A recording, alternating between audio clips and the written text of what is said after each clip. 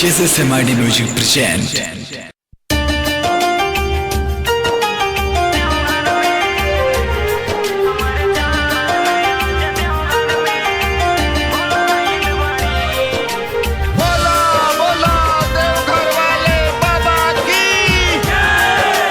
Music by Mantu Mani.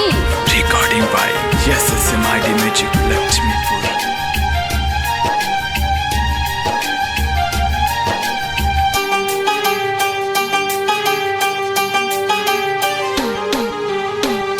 घर से निकलनी उता हमरा हो साथ में पहला सोमवारी जलवा ढाले भोलेनाथ के।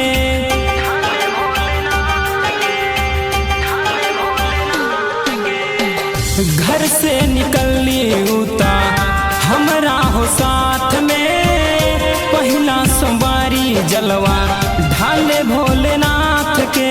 त हमरा संगे कांवर लेके आइल बड़ी, हमरा संगे कांवर लेके आइल बड़ी। हमर जान आज देवघर में भुलाइल बड़ी, हमर जान जलवा ढारे में हेराइल बड़ी।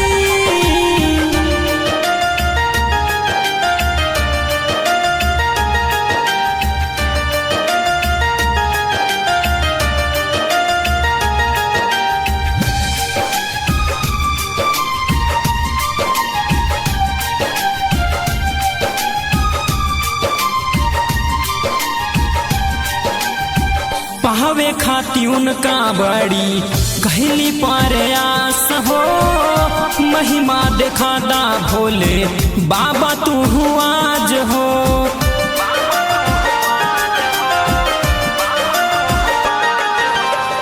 पावे खाती उनका बड़ी कहली पर आस हो, महिमा दिखादा भोले बाबा तू आज हो।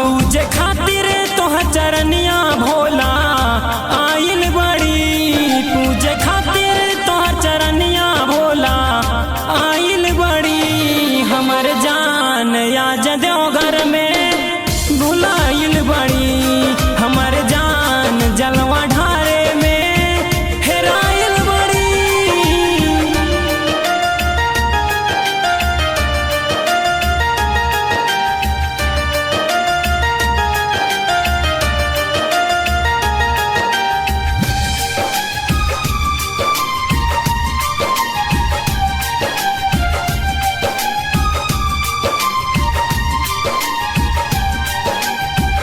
अभिजीत छोटू रामकिस फिर नाही आई, जाती हमर जान आज हमसे ना भेटाई।